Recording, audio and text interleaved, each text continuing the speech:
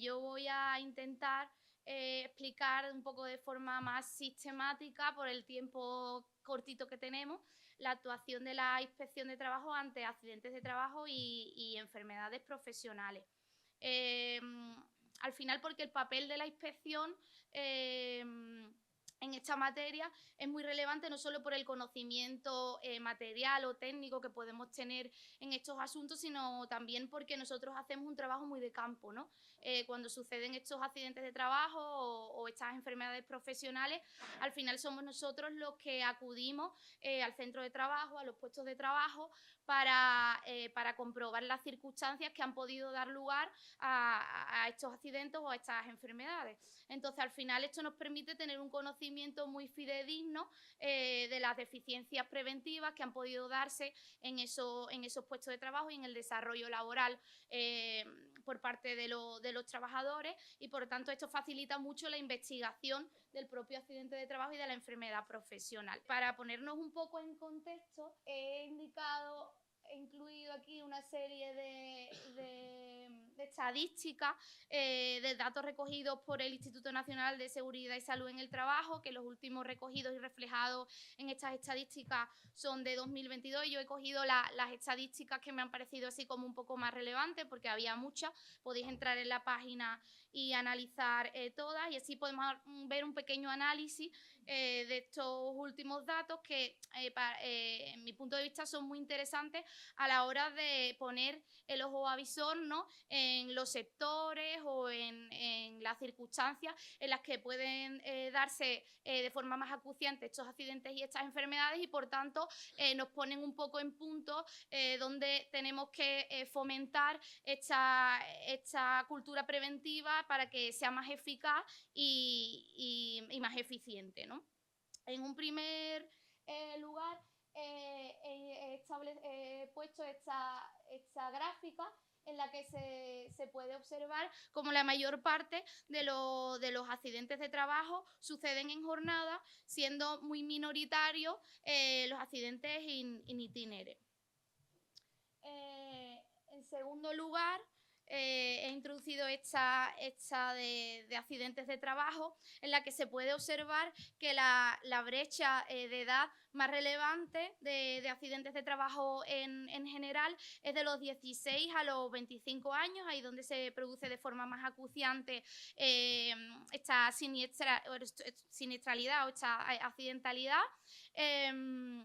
Y se produce de una manera, un índice mayor en hombres que en mujeres. Después, esta recoge de forma muy clara cómo es en el sector de la construcción, donde es en el sector que más incidencia tiene este índice de accidentes de trabajo. Posteriormente sigue industria, posteriormente agrario y posteriormente servicios. Como vemos, en la construcción supera más de la mitad del índice medio de estos accidentes de trabajo, y en el sector donde más accidentes se produce, porque al final es donde se producen las mayores actividades, en donde existen mayores riesgos, de riesgo de caída de altura, hay muchos espacios confinados. Entonces, al final, en este sector de la construcción tenemos que atender mucho a las medidas preventivas, a la ausencia de medidas preventivas que en muchas ocasiones suceden en él. Y por último, muy interesante también el gráfico sobre accidentes de trabajo mortales. Y aquí es muy interesante porque, como vimos en el primero, la brecha de edad, donde mayor número de accidentes en general se producía, leves, graves y muy graves, era en la menor edad, hasta los 25 años. Y sin embargo, los mortales se dan en hombres a partir de 50 años. Entonces, esta comparativa, cuando reflejamos las diferentes gráficas y las comparamos, es muy interesante a la hora de comparar los accidentes mortales con los accidentes generales, y también si comparamos el aspecto del sector, que al final en el sector en el que más incidencia de accidentes se produce es en el sector de la construcción. Y también, como hemos mencionado, estos datos que se ofrecen por el Instituto Nacional se reflejan en gráficas en que los hombres son los que sufren mayor número de accidentes, mayor índice de accidentalidad, y si esto lo confrontamos con el ámbito ámbito sectorial donde se produce este índice, al final en nuestra actividad vemos como en la construcción es un sector muy masculinizado y esto se refleja también en este hecho en las demás gráficas y en los demás índices. Para entrar ya un poco en materia, vamos a proceder a analizar qué es un accidente de trabajo y qué es una enfermedad profesional, ¿no? Ambos conceptos vienen establecidos en el texto refundido de la Ley General de la Seguridad Social. Así, en materia de accidente de trabajo, en el artículo 156 se entiende por accidente de trabajo como toda lesión corporal del trabajador que sufra con ocasión o por consecuencia de la actividad profesional. Y también la que sufra al ir o volver del lugar de trabajo. Para que un accidente sea calificado como una contingencia profesional y por tanto como un accidente de trabajo, al final podemos acudir a diversas presunciones, ¿no? Las más claras son que el accidente se produzca en lugar y tiempo de trabajo. Si estas circunstancias se dan, al final la automaticidad de la declaración de un accidente como un accidente de trabajo y como contingencia profesional es sencilla. Lo que ocurre es que muchas veces estas presunciones no son tan claras y tenemos que atender a otras presunciones diferentes o incluso dándose estas presunciones de lugar y tiempo de trabajo. A lo mejor el trabajador se ha torcido un tobillo en el lugar de trabajo o ha sucedido cualquier hecho en el lugar de trabajo, no había testigos y no lo ha comunicado ese día a la empresa y lo ha comunicado unos días con posterioridad. Entonces, claro, esas presunciones de tiempo y lugar de trabajo también es complicado que se determinen de forma automática, ¿no? Y ahí es donde entra la investigación del accidente de trabajo para poder calificarlo como tal y declarar esa contingencia. Me parece muy interesante a la hora de determinar la contingencia del accidente y poder declararlo como accidente de trabajo, recalcar que el órgano competente para declarar esta contingencia es el Instituto Nacional de la Seguridad Social. Entonces, en muchas ocasiones nos llegan denuncias en las que se denuncian una serie de circunstancias por supuesta falta de medidas preventivas por parte de la empresa y que no han sido calificadas como accidente de trabajo, sino como accidente común. Entonces, se nos intenta instar a nosotros para que cambiemos esta contingencia y la cuestión aquí relevante es que primero se debe acudir al Instituto Nacional de la Seguridad Social, realizar una solicitud de cambio de contingencia, porque al final es el órgano competente para determinar este cambio de contingencia, más allá que posteriormente el Instituto Nacional de la Seguridad Social, una vez recibida esta solicitud, nos solicita a nosotros un informe para que aclaremos cuáles han sido las circunstancias que han dado lugar a este accidente y ellos puedan determinar este cambio de contingencia a profesional. En materia de enfermedad profesional,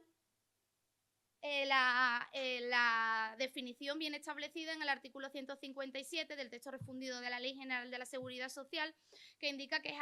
es aquella contraída a consecuencia del trabajo ejecutado por cuenta ajena o por cuenta propia en las actividades que se especifiquen en el cuadro de enfermedades profesionales, ¿vale? Este cuadro viene establecido en el Real Decreto 1299 2006 y es un cuadro de enfermedades que viene asociado a las actividades profesionales que se desarrollan y a los sectores de actividad. Entonces, como explicaron antes los compañeros en la ponencia anterior, es muy interesante porque cuando las enfermedades se encuentran aquí clasificadas, la determinación de la enfermedad como profesional es más directa y es más sencilla, pero cuando no se encuentra aquí dentro de este cuadro, tiene que ser como causa única. Entonces ahí es más complicado la investigación de las circunstancias que dan lugar a esta enfermedad para poder determinar este cambio de contingencia a profesional. Y ya entrando directamente en materia, para conocer la actuación inspectora es necesario conocer cómo se realiza la comunicación de este accidente o de esta enfermedad profesional una vez se produce. En materia de accidente de trabajo, bueno, y en enfermedad profesional, la comunicación corresponde a la obligación de comunicación corresponde a la empresa, ¿vale? El accidente de trabajo, la empresa está obligada a notificar estos daños en la salud como establece el artículo 23.3 de la Ley de Prevención de Riesgos Laborales, y entonces atendemos a dos posibilidades. El supuesto en el que suceda un accidente sin baja médica, o que haya baja médica pero que el trabajador se reincorpore el mismo día del accidente o el día siguiente. Entonces, en este caso, el titular de la relación laboral no tiene que hacer lo que se denomina un parte de accidente, que es lo que más comúnmente conocemos, sino una relación de accidente sin baja. Y esto lo debe comunicar los 5 días siguientes, los 5 primeros días del mes siguiente al que se produzca el accidente de trabajo. El segundo supuesto sería el accidente que se produzca con baja médica. Y entonces el empresario, el titular de la relación laboral, ahí tiene que comunicar este parte de accidente en el plazo de 5 días desde que se produzca este accidente, con la excepción de que si se trata de un accidente grave, muy grave, mortal o múltiple que implique a más de 4 trabajadores, la comunicación deberá ser urgente y se producirá en el plazo de las 24 horas siguientes al que este se produzca. ¿Y cómo se comunica este accidente? Pues estos accidentes se comunican a través del sistema de declaración electrónica de accidentes de trabajo, que es el sistema Delta, que yo creo que todos ya conocemos, que ya todo se hace a través por el sistema electrónico. Entonces, una vez comunicado este accidente, el sistema traslada este parte a la mutua colaboradora o a la entidad gestora, según cuál de las dos tenga cubierta la contingencia profesional el trabajador, y en el plazo de 10 días la mutua colaboradora o la entidad gestora, perdón, la poca costumbre a estas cosas, la mutua colaboradora o la entidad gestora procede a determinar cuál es la calificación del accidente, pero no calificación entendida como común o profesional, que también, sino lo que va a ser inmutable, que es la calificación, lo que hablábamos antes en la otra ponencia también, de leve, grave o muy grave, ¿vale? Y esto es muy relevante a la hora de saber cuál va a ser el íter que posteriormente va a llevar el parte de accidente de trabajo a la hora de ser conocida por la inspección de trabajo, porque al final, por un tema de gestión, los partes de accidentes graves, muy graves y mortales, de forma automática son trasladados de la autoridad laboral a las inspecciones provinciales, entran por registro y son atribuidos a los inspectores de zona correspondientes, salvo los casos urgentes, y sin embargo los leves no tienen comunicación automática. Entonces, ¿esto qué es lo que supone? Que para que la inspección pueda llegar a conocer que han sucedido estos hechos, porque no estamos presentes en el día a día en todas las empresas y en todos los sucesos que pasan, es necesario que el trabajador o el representante de los trabajadores lo denuncia a la inspección de trabajo para tener conocimiento y poder iniciar esta investigación del accidente, ¿vale? Esto es muy importante recalcarlo, porque sí que es verdad que hay una campaña de accidentes leves en el que se hace un filtrado de determinados accidentes leves por determinadas circunstancias. En su mayoría, estos accidentes leves no llegan a conocimiento de la inspección si no son denunciados, ¿vale? Básicamente porque si en el caso de que fueran comunicados absolutamente todos los accidentes, no hay recursos personales suficientes, por desgracia, en la inspección de trabajo para dar abasto entre los partes de accidente, el registro de entrada, las órdenes superiores, o sea, sería imposible, ¿vale? Entonces, esto también es muy relevante a la hora de hablar sobre la infracalificación que se produce en muchas ocasiones de estos accidentes de trabajo, de accidentes que nos llegan y nosotros nos echamos la mano a la cabeza y decir cómo han podido ser calificados como leve un accidente de tal envergadura, ¿no? Y probablemente es porque no existen baremos u órdenes de valor para la entidad gestora o la mutua para poder determinar esta calificación. En cuanto a los accidentes de trabajo, a las enfermedades profesionales, perdón, estas enfermedades profesionales son comunicadas por la entidad gestora o la mutua colaboradora, por el equipo médico que valore estas enfermedades, cuando sean calificadas como profesionales a través de otro sistema electrónico, que es el sistema CEPROS, y que debe ser comunicado en el plazo de 10 días desde que es diagnosticada la enfermedad profesional. ¿Vale? En todo caso, como hemos indicado, para que la enfermedad sea calificada como profesional, debe estar encuadrada dentro del cuadro de enfermedades profesionales del 1299-2006 o en su caso, en el caso de que no esté ahí encuadrada, pues se deben determinar si las circunstancias que se han dado son únicas para desembocar en esa enfermedad, en su caso profesional del trabajador. entrando ya en tema de la actuación propia de inspectora en los accidentes de trabajo, la Inspección de Trabajo y Seguridad Social como institución pública y servicio público, garante del cumplimiento del ordenamiento jurídico, en concreto hablando ahora de esta materia de prevención de riesgos laborales, entre sus cometidos tiene la investigación de accidentes de trabajo y enfermedades profesionales. Y para desarrollar este cometido, los inspectores tenemos una serie de facultades atribuidas por el artículo 13 de la Ley Ordenadora de la Inspección de Trabajo y Seguridad Social, entre las que se encuentran pues entrar libremente en los centros de trabajo, permanecer en el mismo, hacernos acompañar por los trabajadores, los representantes de los trabajadores, los empresarios, requerir información, exigir la identificación de las personas que se encuentren en el centro, examinar la documentación en el centro de trabajo, incluso tomar muestras en el propio centro de trabajo o realizar mediciones siempre que se notifique al empresario o a su representante, incluso en su caso adoptar las medidas cautelares que se crean pertinentes para evitar que desaparezca algún tipo de prueba o de documentación, siempre que esto no cause perjuicio de difícil reparación o implique violación de derechos, como esto bien sabrá mi compañero. Y entonces, una vez que se desarrollan estas facultades, o sea, para que se desarrollen, mejor dicho, estas facultades, es necesario que se inicie esta actuación, ¿no? Entonces, además de la comunicación automática del parte que hemos dicho antes, por parte del cumplimiento de la obligación del titular de la relación laboral, la actuación inspectora también se inicia por denuncia directa o por buzón del fraude, como decía mi compañera, también por oficio del Instituto Nacional de la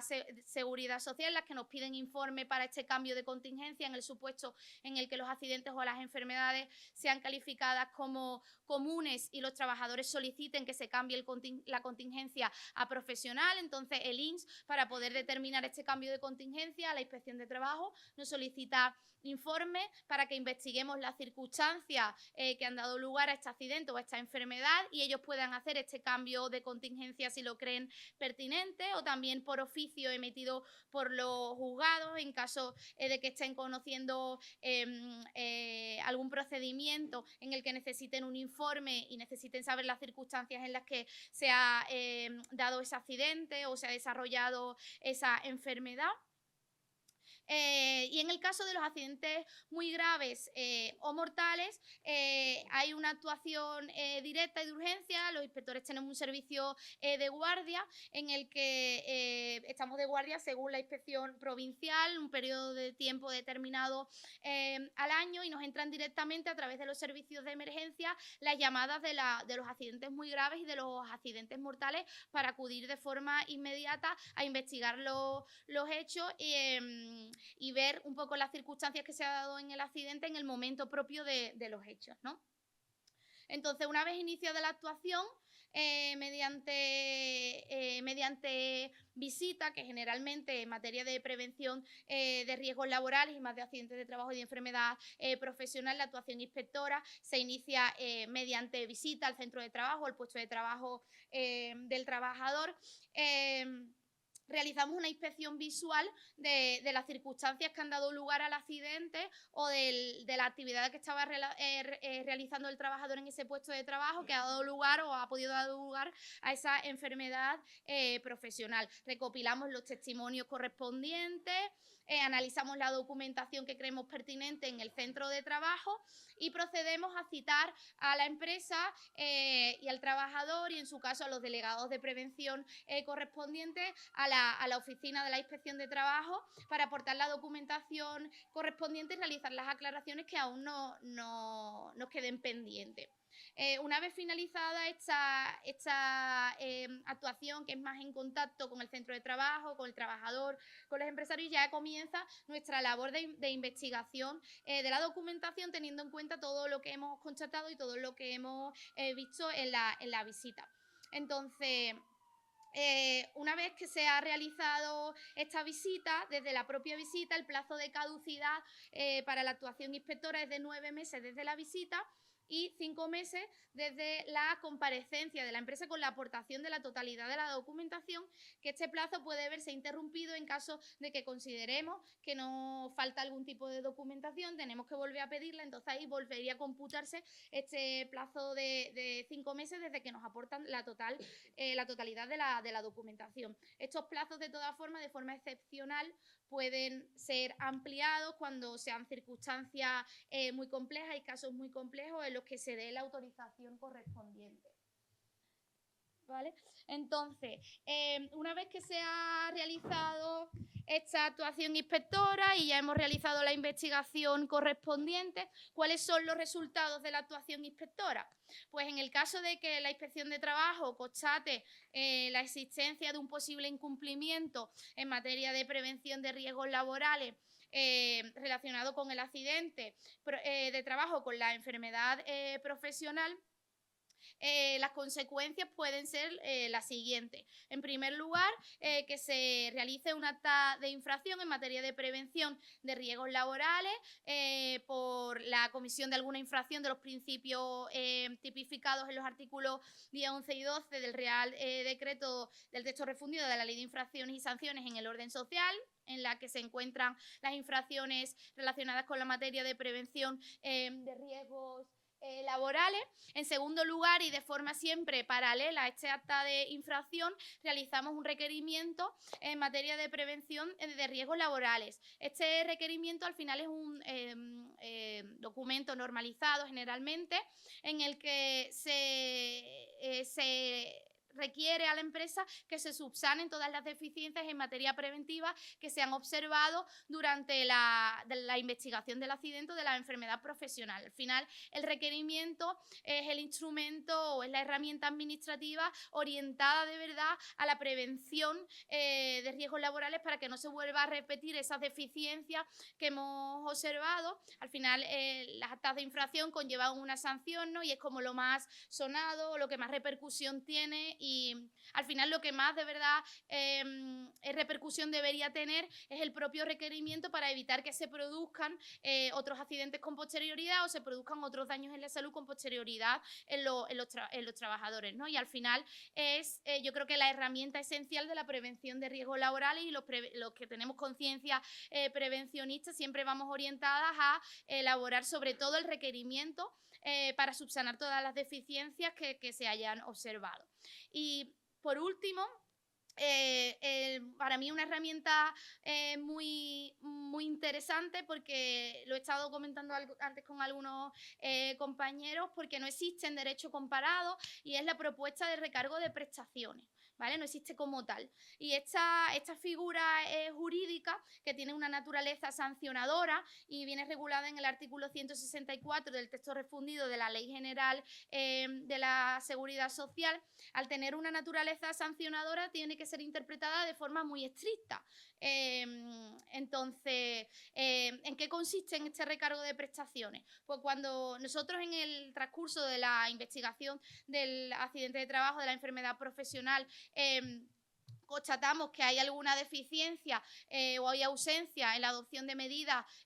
preventivas por parte del titular de la relación laboral, hacemos esta propuesta al Instituto Nacional de la Seguridad Social, que es un recargo a la prestación de incapacidad temporal, de incapacidad permanente o de lesiones permanentes no invalidantes que tengan los trabajadores, o que le hayan sido reconocidas a los trabajadores vinculadas a estos accidentes de trabajo o a estas enfermedades profesionales, pudiendo incrementarse de un 30 a un 50% estas prestaciones que vengan recibiendo los trabajadores, y que será siempre a cargo directo del empresario, ¿vale? Entonces, como hemos dicho, al tener una naturaleza sancionadora, debe ser interpretada de una forma muy estricta. Entonces, se deben recoger una serie de requisitos para poder realizar esta propuesta de recargo de prestaciones. que son los que vienen aquí establecidos.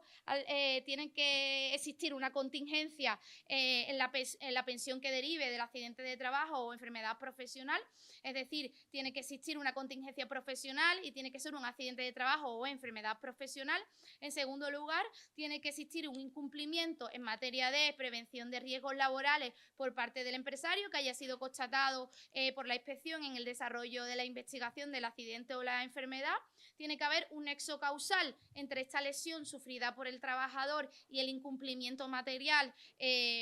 llevado a cabo por el titular de la relación laboral. Y por último, el trabajador debe tener derecho a recibir una prestación en la seguridad social de las antes mencionadas, ¿vale? Entonces, a la hora de realizar esta investigación de los accidentes y las enfermedades y de proponer esta propuesta de recargo, también es muy interesante conocer los periodos de prescripción de estas infracciones y del recargo correspondiente que puede obtener el trabajador, porque en muchas ocasiones, sobre todo, claro, en accidentes leves que nos llegan por denuncia y no nos llegan con el parte de forma automática, nos llegan denuncias de accidentes que han sucedido hace 3 años, 4 años. Entonces, claro, si la infracción que nosotros vamos a constatar es una infracción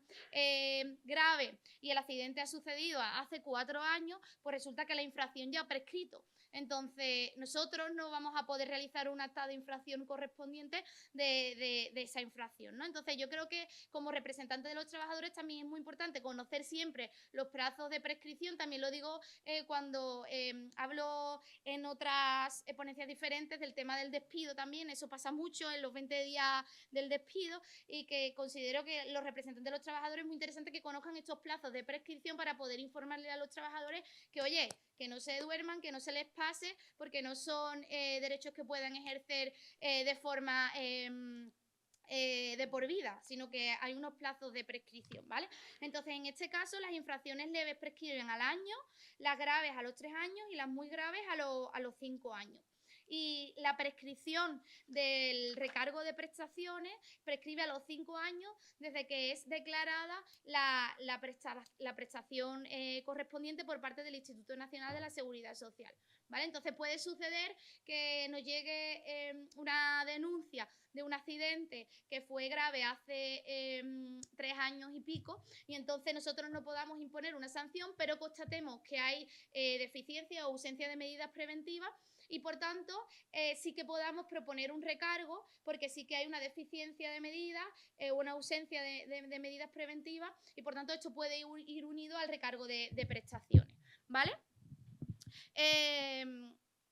Por último ya, en cuanto a las obligaciones empresariales